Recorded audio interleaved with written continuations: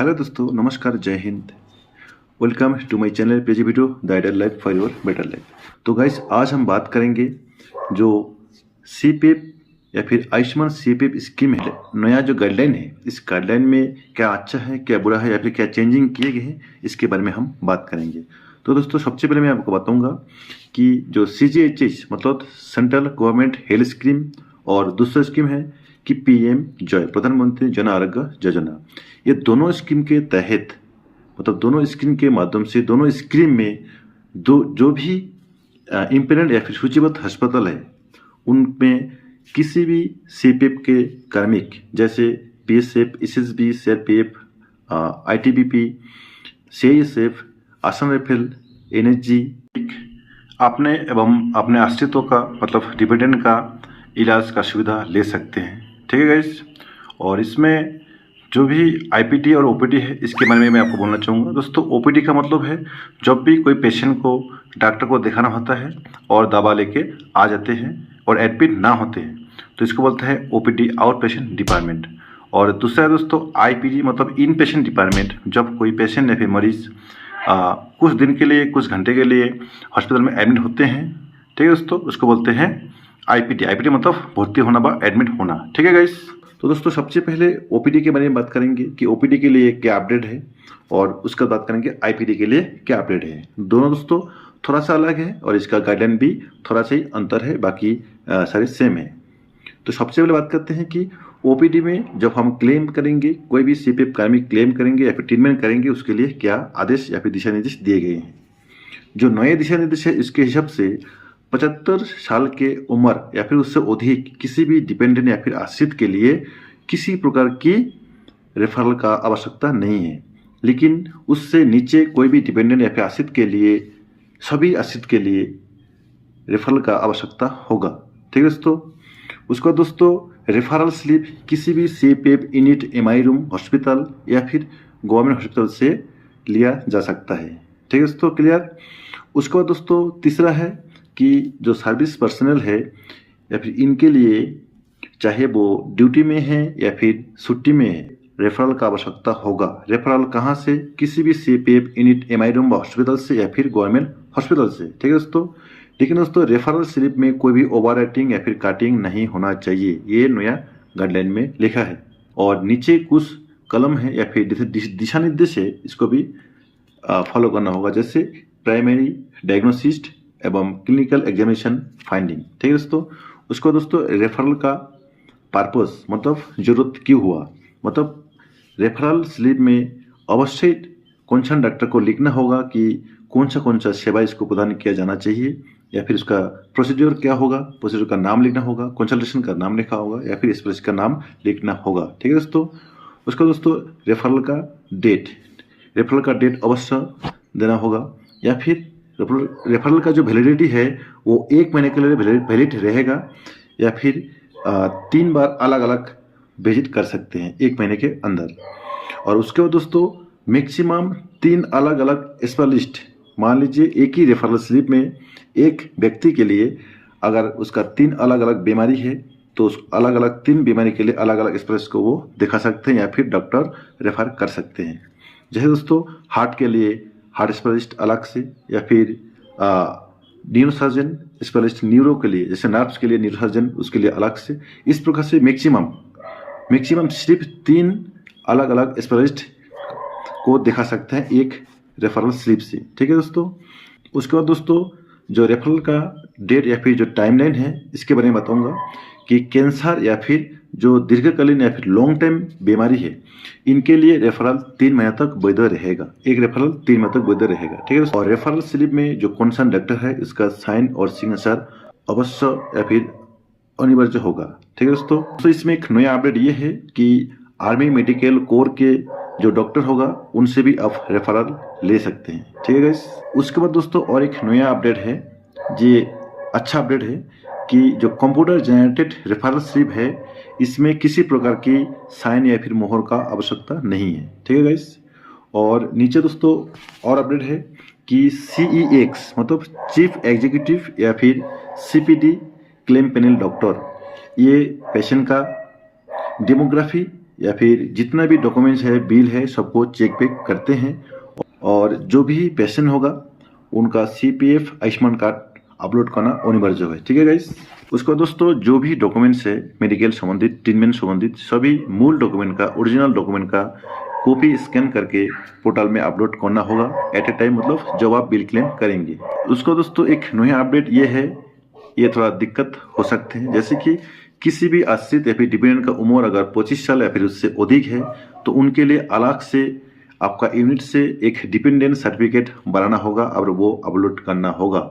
और इसमें ये भी लिखना होगा कि ये किस कारण अभी भी आपके ऊपर या फिर सर्विस पर्सन के ऊपर डिपेंडेंट है। जैसे ही उम्र 25 साल से ऊपर होता है तो अलग से एक डिपेंडेंट सर्टिफिकेट बना के आपको अपलोड करना होगा।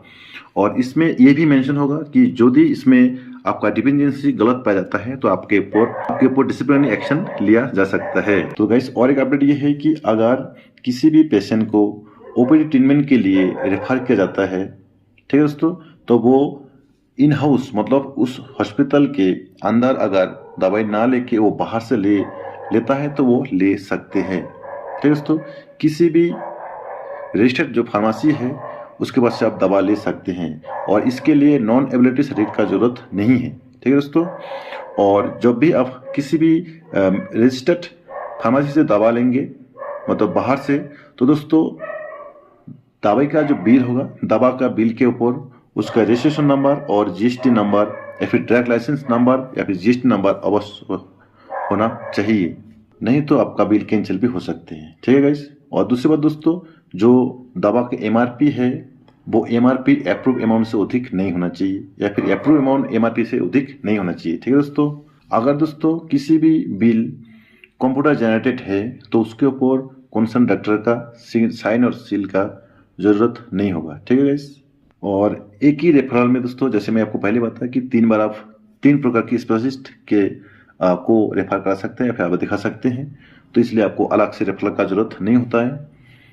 लेकिन चौथा नंबर स्पेशलिस्ट को दिखाना है तो आपको एक रेफरल और लेना होगा। और फिजियोथेरेपी प्रोसीजर के लिए दोस्तों आप 1 महीना तक जितने बार चाहे आप फिजियोथेरेपी करा सकते हैं। ठीक है दोस्तों।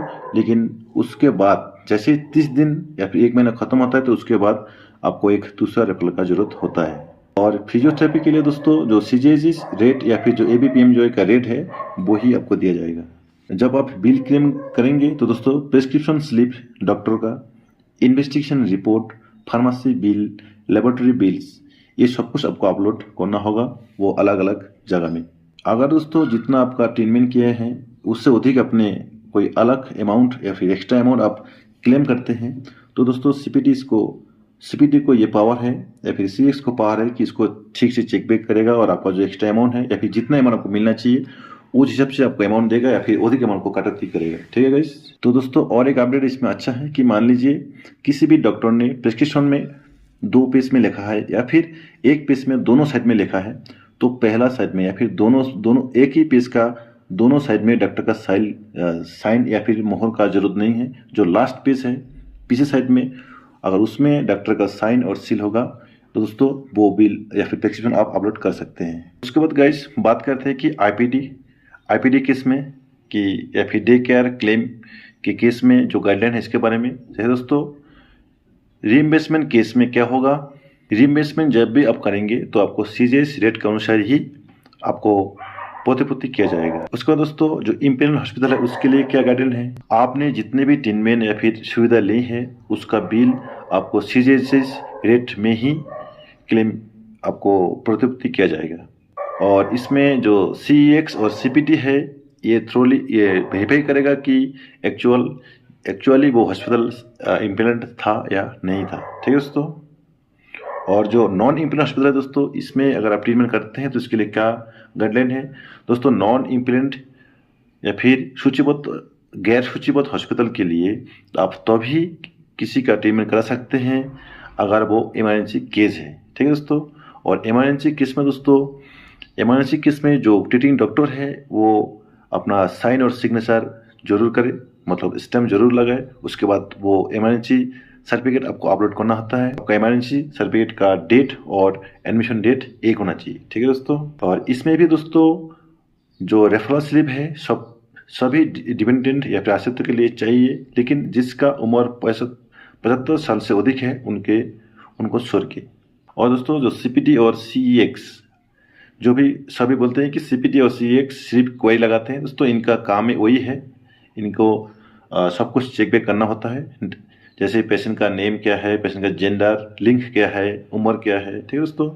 और बेनिफिशियरी टाइप मतलब सेल्फ का बिल है या फिर डिपेंडेंट का है, ये सब कुछ इनको चेक करना होता है। उसके बाद वार्ड इंटेंटलमेंट, किसको कौन सा वार्ड इंटेंटलमेंट है, लागू है, या फिर उसका सीजीएस रेट क्या है, ये भी दोस्तों ये लोग चेक बैक करते हैं।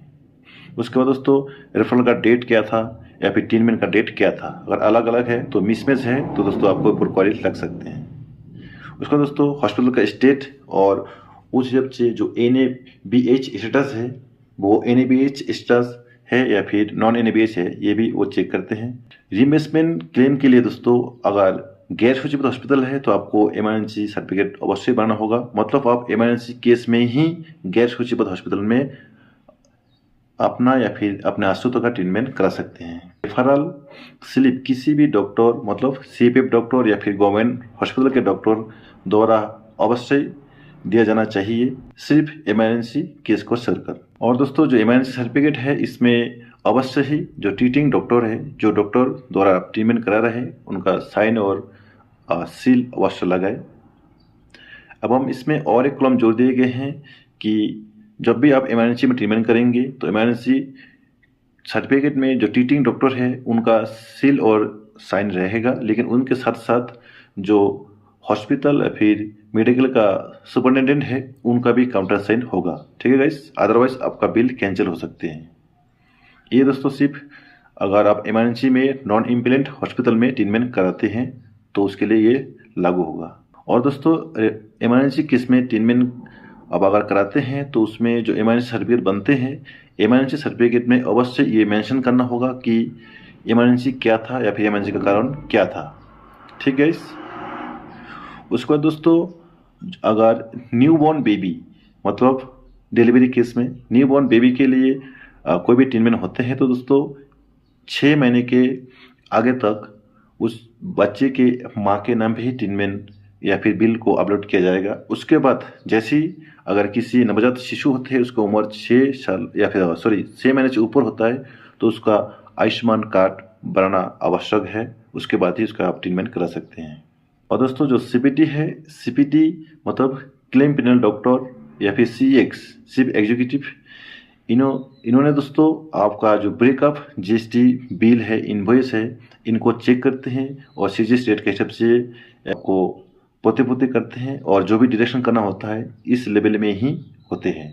और दोस्तों जो CPT है ये भी चेक करते हैं कि आयुष्मान CPF कार्ड सर्विसमैन या फिर डिपेंडेंट दोनों का जो कार्ड है इसको वो क्लियरली चेक कर लेते हैं, या फिर आपको जब भी आप आयुष्मान कार्ड अपलोड करते हैं तो दोस्तों वो क्लियर और रीडेबल होना चाहिए। आप कार्ड को ब्लैक एंड व्हाइट या फिर कलर कॉपी स्कैन करके अपलोड कर सकते हैं। उसका दोस्तों आयुष्मान कार्ड के ऊपर जो सर्विसमैन है उसके साथ डिपेंडेंट का जो रिलेशन है वो क्लियर मेंशन होना चाहिए।